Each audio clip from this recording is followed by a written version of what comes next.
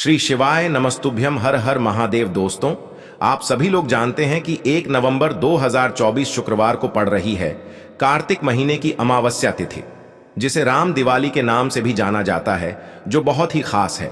और दोस्तों, ये वो अमावस्या है जो कि कार्तिक महीने में शुक्रवार को पड़ रही है, तो इस दिन का महत्व और भी अधिक बढ़ जाता है। और दोस्तों, इसी दिन किया जाने वाला पंडित जी द्वारा बताया गया एक दीपक और 11 चावल दाने वाला उपाय आप लोगों को जरूर करना चाहिए, क्योंकि दोस्तों, ये एक ऐसा उपाय है जो कि हर दिन नहीं किया जाता।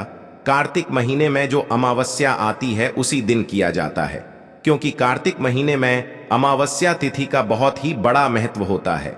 और अगर आप लोगों ने इस उपाय को नहीं किया है या किसी कारणवश नहीं कर पाए हो, तो अमावस्या की रात इस उपाय से मत चूकना। दोस्तों देखिए, यह दिन इतना खास होता है, इतना महत्वपूर्ण होता है।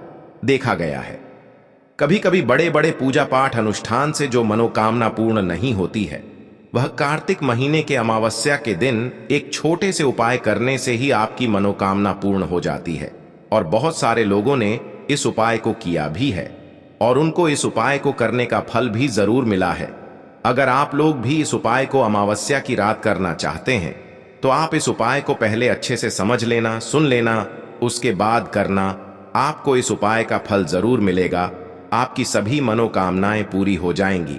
दोस्तों, हम आपको यहां पर बता दें कि यह जो एक दीपक वाला उपाय है, ये उपाय पंडित जी ने अपनी अभी की शिव महापुराण की कथा में ही बताया है। और इस उपाय को करने से आपके घर में चाहे किसी भी प्रकार की दुख और समस्या क्यों ना चल रही हो, आपको उसका कारण भी नहीं पता है कि भाई ये समस्या किस कारण से चल रही है। उसका कुछ भी कारण हो सकता है, जैसे पितृदोष हो सकता है, काल सर्प दोष हो सकता है, या किसी भी तरह का मंगल दोष भी हो सकता है। और भी बहुत तरह के दोष होते हैं, कुछ भी हो सकता है। पर आपको इस उपाय को करने के लिए अपने दोष को पता लगाने की भी जरूरत नहीं है। आपके घर में किस कारण से इतनी दुख और परेशानी आ रही है, वह भी आपको पता लगाने की जरूरत नहीं है। बस शुक्रवार की अमावस्या के दिन इस उपाय को कर लेना, क्योंकि इसी एकमात्र उपाय को करने से आपके पूरे घर परिवार में सुख और शांति हो जाएगी। आपके घर में अच्छे अच्छे काम होने लगेंगे। आपकी जो भी मनोकामना होगी, वह भी धीरे धीरे करके पूर्ण होना शुरू हो जाएंगी। अब हम समझते हैं इस दीपक वाले उपाय को आपको करना कैसे है, किसको करना है, किस समय करना है और कैसे करना है। देखो, उपाय बिल्कुल आसान है, बस समझने वाली बात है। ध्यान से समझिए, उसके बाद ही आप लोग जो है इस उपाय को जरूर कीजिएगा। सबसे पहली चीज हम लोग ये समझते हैं कि इस 11 चावल वाले उपाय को इस शुक्रवार के दिन किसको करना है। तो देखिए, इस उपाय को घर के सभी सदस्यों को करने की बिल्कुल भी जरूरत नहीं है। घर में से कोई एक मुख्य बड़ा सदस्य ही इस उपाय को करेगा, तो उस घर परिवार के सभी सदस्यों को इस उपाय को करने का फल मिल जाएगा। पर वो बड़ा सदस्य कौन होगा, कौन व्यक्ति इस उपाय को करेगा, तो यहां पर देखिए, हम आपको बता दें, घर की जो बड़ी माताएं बहनें होंगी, घर की बड़ी माताओं बहनों में से कोई भी एक माता बहन इस वाले उपाय को कर सकती है। अपने पूरे घर परिवार के लिए घर में सभी सदस्यों को इस उपाय को करने की जरूरत नहीं है। मात्र घर की जो बड़ी माताएं बहनें हैं, उनमें से कोई भी एक माता बहन इस वाले उपाय को करेगी, तो उसके घर परिवार के पूरे सदस्यों को इस उपाय का फल मिलेगा। अगर किसी कारणवश माताएं बहनें घर में उपस्थित ना हो, या वो इस उपाय को ना कर रही हो, कुछ दिक्कत हो, तो भाई उस जगह पर फिर घर का कोई बड़ा व्यक्ति भी इस उपाय को कर सकता है। माताओं बहनों के कहने का मतलब ये था कि माताएं बहनें घर की लक्ष्मी होती है। जब घर की लक्ष्मी कोई उपाय करती है, तो निश्चित ही भगवान शिव जी बहुत जल्दी प्रसन्न होते हैं और उपाय का फल में बहुत जल्दी और बहुत बड़ा करके भी यहाँ पर देते हैं। तो आप लोग ये बात समझ गए होंगे। अब हम ये बात समझते हैं, इस वाले उपाय को हमें करना किस समय है। 11 चावल वाले उपाय को हमें इस शुक्रवार के दिन करना किस समय है। तो देखिए, इस उपाय को करने का जो समय है, शाम का समय है। अब देखिए, यहां पर हम मुख्य रूप से सुबह का समय नहीं बोलेंगे, क्योंकि देखिए, ये जो अमावस्या तिथि है, और आप सभी लोग जानते हैं, इसका प्रदोष काल का मतलब शाम का जो समय होता है ना, इस दिन भगवान शिव और माता पार्वती जी का सबसे प्रिय दिन होता है। तो आप लोग इस दीपक वाले उपाय को शाम के समय प्रदोष काल में कर सकते हो। देखो, अगर शाम के समय कर रहे हो तो इस दिन जरूर शाम के समय का ध्यान रखना कि शाम के 5 बजे से लेकर 6 बजे के बीच में अगर आप इस उपाय को कर सकते हो तो बिल्कुल कर लेना, पूरी कोशिश करना।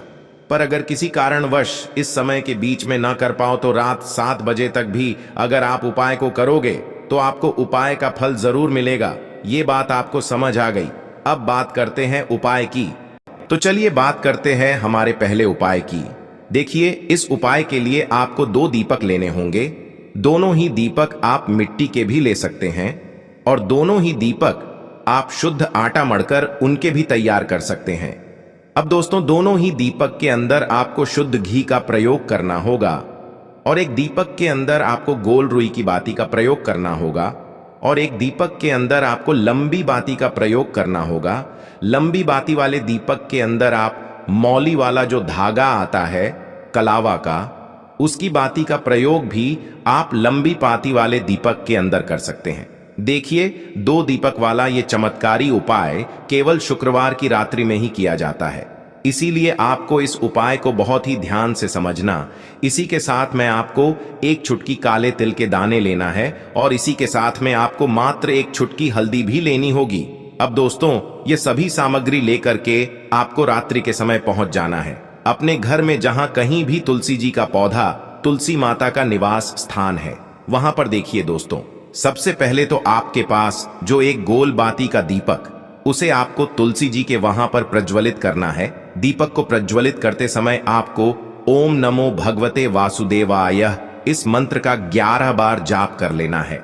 अब देखिए दोस्तों, आप जो 1 चुटकी काले तिल के दाने लेकर के आए हैं, उन्हें आपको अपने सीधे हाथ में रखना है और जो आपने गोल बाती वाला दीपक प्रज्वलित किया है माता तुलसी जी के वहां पर, उसके ऊपर से आपको इन 1 चुटकी काले तिल को घड्डी की दिशा में घुमाना है। आपको अपना नाम और अपनी गोत्र को बोल देना है और फिर आपको इन काले तिल को उससे जलते हुए दीपक के अंदर डाल देने हैं। देखिए, काले तिल भगवान विष्णु के पसीने से उत्पन्न हुए हैं और जब भी हम यह दीपक नवमी की रात्रि में प्रज्वलित करते हैं तो इससे हमें हमारे कर्ज में राहत मिलती है, हमारे जीवन में धन प्राप्ति के नए नए मार्ग खुलते हैं, हमारा अगर कोई भी कार्य रुका हुआ है तो वह भी परिपूर्ण होता है। देखिए, गोल बाती का जो दीपक है, विशेषकर हम माता तुलसी के वहां पर भगवान विष्णु और माता लक्ष्मी के निमित्त प्रज्वलित कर रहे हैं। इस प्रकार से आपको ये दीपक प्रज्वलित कर देना है। अब जो आपके पास लंबी बाती का दीपक है, 1 चुटकी हल्दी है, तो इससे आपको लेकर के पहुंचना है अपने घर के मंदिर में। आपके घर के मंदिर में माता लक्ष्मी की जो भी प्रतिमा ही मूर्ति है, उनके सामने सबसे पहले तो आपको ये लंबी बाती का दीपक रखना है। फिर आपको दीपक को प्रज्वलित कर देना है। दीपक को प्रज्वलित करते समय आपको ओम महालक्ष्मी नमः इस मंत्र का जाप करते रहना है। अब दोस्तों, आपके पास जो 1 चुटकी हल्दी है, उसे आपको अपने सीधे हाथ में रखना है और इस 1 चुटकी हल्दी को आपको उस दीपक के ऊपर से 11 बार घड्डी की दिशा में घुमाना है और आपको ओम महालक्ष्मी नमः मंत्र का जाप करते रहना है और इस 1 चुटकी हल्दी को आपको उसे दीपक के अंदर डाल देना है। देखिए, 1 चुटकी हल्दी वाला जो दीपक है आपके जीवन से दुर्भाग्य को समाप्त करता है, माता लक्ष्मी की आपको कृपा प्राप्त करवाएगा, धन प्राप्ति के आपके जीवन में नए नए मार्ग बनाएगा। देखो, अगला उपाय है वो भी बहुत ज्यादा खास है। तीनों उपाय को आप जरूर सुनना, क्योंकि जो आपको अच्छा लगे वो उपाय आप कर सकते हैं। देखिए, इस उपाय के लिए आपको 2 हरी इलायची लेनी होगी। हरी इलायची आपको साबुत लेनी है, खंडित नहीं होनी चाहिए। और इसी के साथ में आपको मात्र थोड़ा शहद लेना है। शहद आपको मात्र आधा चम्मच या फिर उससे भी कम ले लेना है और इसी के साथ में आपको 1 दीपक ले लेना है। दीपक आप चाहे तो मिट्टी का भी ले सकते हैं और आप चाहे तो शुद्ध आटा मढ़कर उसका दीपक भी आप तैयार कर सकते हैं। इस दीपक के अंदर आपको मौली का जो धागा आता है कलावा का, उसकी बाती का प्रयोग करना होगा। यानी कि इस दीपक के अंदर आपको लाल रंग की बाती का प्रयोग करना होगा और इस दीपक के अंदर आपको शुद्ध घी का प्रयोग करना होगा। अब ये सारी सामग्री लेकर के आपको अपने घर में जो भी मंदिर है वहां पर पहुंच जाना है और आपको माता लक्ष्मी के किसी भी स्वरूप के सामने बैठ जाना है। अगर माता लक्ष्मी की फोटो है, माता लक्ष्मी की प्रतिमा है, तो उनके सामने आपको बैठ जाना है। अगर माता पार्वती की प्रतिमा है तो उनके सामने आपको बैठ जाना है, यानी कि किसी भी माता के स्वरूप के सामने आपको बैठ जाना है। अब देखिए, सबसे पहले तो आपको माता रानी के सामने थोड़ी सी चावल की ढेरी बना देनी है, यानी कि थोड़ी सी अक्षत के दाने आपको माता रानी के सामने रखना है। उसके बाद आप जो एक दीपक लेकर के गए हैं, उस दीपक को आपको उन्हीं चावल के दानों के ऊपर रख देना है और फिर इस दीपक को आपको माता रानी के सामने प्रज्वलित कर देना है। देखें, इस दीपक को प्रज्वलित करते समय आपको ओम महालक्ष्मी नमः इस मंत्र का लगातार जाप करते रहना है। दीपक को प्रज्वलित करने के बाद आप जो 2 हरी इलायची लेकर के गए हैं, उसमें से एक हरी इलायची को तो आपको उसी दीपक के अंदर डाल देनी है और वहीं पर आपको कम से कम 21 बार ओम महालक्ष्मी नमः इस मंत्र का जाप कर लेना है। अब आपके पास जो शहद है और एक हरी इलायची है, उसे सीधे आपको लेकर के पहुंच जाना है। भगवान शिव के मंदिर में पूज्य गुरु जी ने बताया है कि यह उपाय आपको सिर्फ और सिर्फ शाम के समय ही करना होगा। शाम को जब भी सूर्यास्त का समय होता है तो उस समय आपको ये उपाय करना है। लेकिन सबसे पहले तो आपके पास जो एक हरी इलायची है, उसे आपको उस शहद के अंदर अच्छे से डुबो देना है, यानी कि शहद का लेपन उसे हरी इलायची के ऊपर चारों तरफ आपको कर देना है। अब यह जो शहद से युक्त हरी इलायची है, इससे आपको भगवान शिव के शिवलिंग पर अर्पित कर देनी है और आपको वो श्री शिवाय नमस्तुभ्यम इस मंत्र का लगातार जाप करते रहना है। फिर इसके बाद आपको एक लोटा जल भी अपने साथ लेकर के जाना। तो यह एक लोटा जल भी आपको धीरे धीरे शिवलिंग पर समर्पित कर देना है और आपको श्री शिवाय नमस्तुभ्यम इस मंत्र का जाप करते रहना है। फिर इसके बाद आपको अपने घर आ जाना है। इस प्रकार से आपको ये उपाय कर लेना है। तो चलिए दोस्तों, जान लेते हैं गुरुजी द्वारा बताए गए दूसरे उपाय के बारे में। देखिए, इस उपाय के लिए आपको लेना है 11 चावल के दाने। गुरुजी ने कहा है चावल के दाने खंडित नहीं लेने हैं, बिल्कुल साबुत होने चाहिए। उसके साथ में आपको लेना है एक बेलपत्र। बेलपत्र का भी एक नियम है, अगर आपके पास बेलपत्र नहीं है तो आप शिवलिंग से उठाकर उसको पुनः शुद्ध जल से धोकर इस्तेमाल कर सकते हैं। इस प्रकार आपको बेलपत्र लेना है। इसके बाद आपको एक लोटा जल लेना है। अब ये सब सामग्री लेकर आपको जाना है महादेव के मंदिर में। देखो, अब आपको उत्तर साइड में खड़े हो जाना है और सबसे पहले आपको एक बेलपत्र अपने हाथ पर और 11 चावल दाने रखकर शिवलिंग के ऊपर अपना नाम और गोत्र बोलते हुए समर्पित कर देना है और ओम नमः शिवाय श्री शिवाय नमस्तुभ्यं का लगातार जाप करना है। अब आपको जो एक लोटा जल साथ में लेकर आए थे, उसे धीरे धीरे बेलपत्र और चावल दाने के ठीक ऊपर आपको समर्पित करते जाना है और शिव पुराण के मूल मंत्र श्री शिवाय नमस्तुभ्यं का 11 बार जाप करना है और अपनी मनोकामना बोलते जाना है। देखो, बस छोटा सा उपाय करना है, देखना एक दिन आपके सब काम बनने लग जाएंगे। गुरुजी का बहुत ही विशेष उपाय है। चलते हैं तीसरे उपाय की तरफ। देखिए, इस उपाय के लिए आपको एक तांबे के पात्र के अंदर सबसे पहले अपने घर से शुद्ध जल लेना है। फिर इसी के साथ में आपको मात्र थोड़ा सा शहद लेना होगा। शहद आपको आधा चम्मच या फिर उससे भी कम लेना है और इसी के साथ में आपको एक प्यारी सी बेलपत्र ले लेनी है। बेलपत्र यदि आपको नहीं मिल पाती है तो भगवान शिव के शिवलिंग पर चढ़ी हुई बेलपत्रों को आप पुण्य शुद्ध जल से धोकर के उपयोग कर सकते हैं और बेलपत्र जो है वह कहीं से भी कटी फटी खंडित नहीं होनी चाहिए।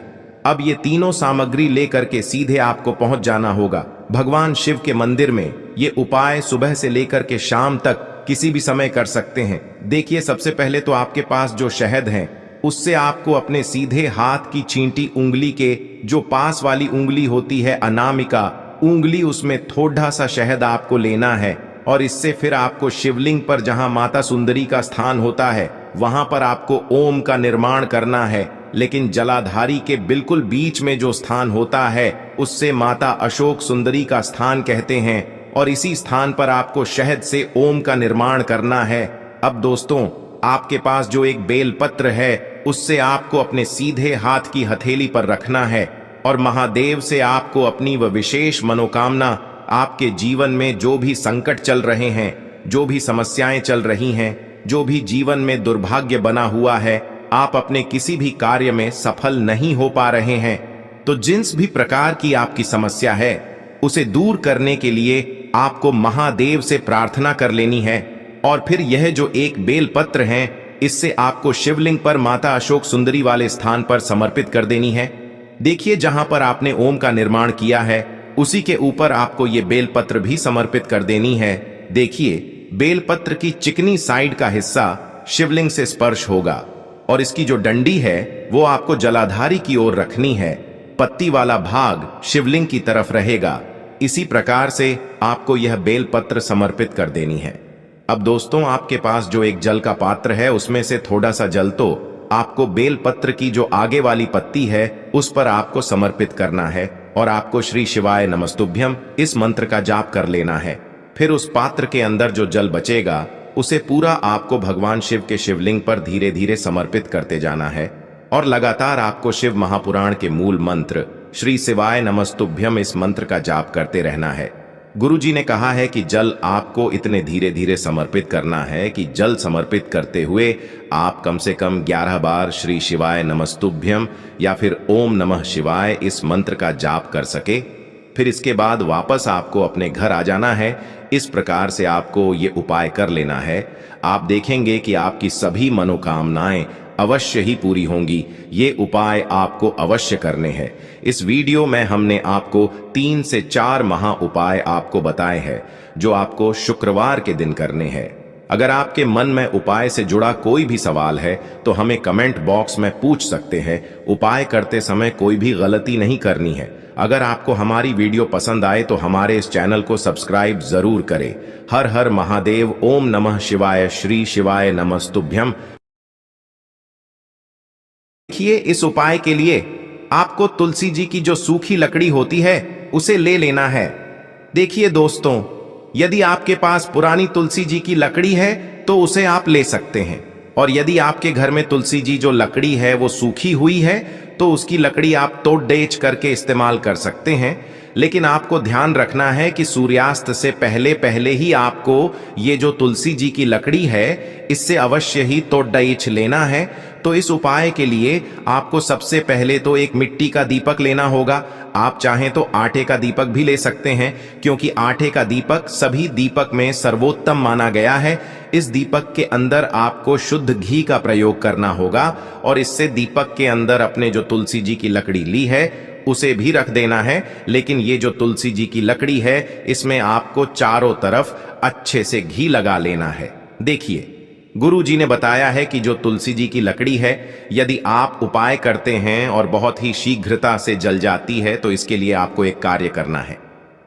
आपको थोड़ी सी रुई ले लेनी है और उससे रुई को आपको जो तुलसी जी के अपने लकड़ी ली है उस पर अच्छे से चारों तरफ लपेट देनी है। तुलसी जी की लकड़ी के ऊपर रुई लपेटने के बाद इसे आपको पूरा घी के अंदर डुबो लेना है। अब इसे आपको बाती के रूप में प्रयोग करना है। अब दोस्तों इस दीपक को आपको प्रज्वलित कहाँ करना है तो इस दीपक को आपको या तो भगवान विष्णु के सामने प्रज्वलित करना होगा या फिर आपको भगवान श्री राम के सामने प्रज्वलित करना होगा या फिर भगवान कृष्ण के सामने यानी कि भगवान विष्णु के जो भी अवतार हैं उनके सामने आप ये दीपक प्रज्वलित कर सकते हैं या फिर आप इससे दीपक को माता तुलसी जी के सामने भी प्रज्वलित कर सकते हैं।